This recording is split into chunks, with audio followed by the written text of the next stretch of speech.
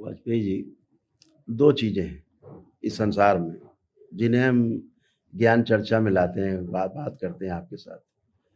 या तो मेरे पास सूचना है, दूसरों के द्वारा आई है, महापुरुषों के द्वारा आई है, हमारे संस्कारों में मेरे परिवार से आई है, अथवा ये मेरे स्वयं के अनुभव से आई है, जिसे हम ज्ञान कहते हैं। तो दो तरह की चीज़ें मेरे पास उपलब्ध हैं, हर व्यक्ति के पास उपलब्ध है। या तो उसके पास सूचना है, इंफॉर्मेशन है, या उसके पास नॉलेज है, अपना स्वयं का एक्सपीरियंस किया हुआ, अनुभव किया हुआ, उसका ज्ञान है। जब हम सूचना से संबंधित बात करते हैं तो निश्चित रूप से वो खोखली होती है। अभी तक के जितने भी पीछे तमाम महापुरुषों की बातें होती हैं, ज़्यादातर बातें सूचना पर आधारित होती हैं। इस ग्रंथ का आधार है, उस ग्रंथ का आधार है। सबसे बड़ा ग्रंथ ये स्वयं शरीर है, हमारा मन है, हमारा जीवन है।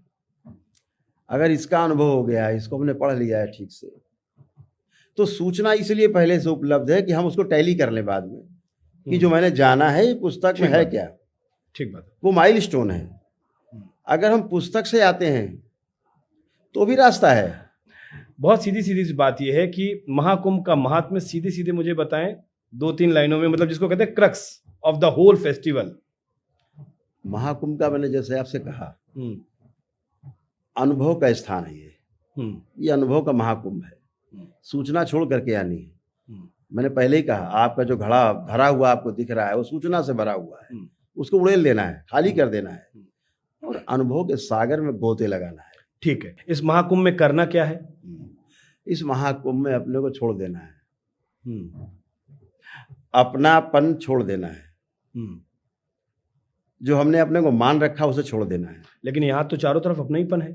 हम जब धर्म के बारे में चर्चा करते हैं तो धर्म को हम व्यवस्था ही कहते हैं। धर्म का अर्थ ही व्यवस्था है और व्यवस्था को समझ लेना पहले, फिर व्यवस्था को समझ करके व्यवस्था के अनुरूप जीना, इससे सुख निकलेगा। और ये जो सुख होगा ये निरंतर सुख हो सकता है, कंटिन्यू हैप्पीनेस हो सकती है। लेकिन अगर सूचना के आधार पर चलेंगे तो कभी सुख, कभी दुख, कभी दुख, कभी सुख चलेगा।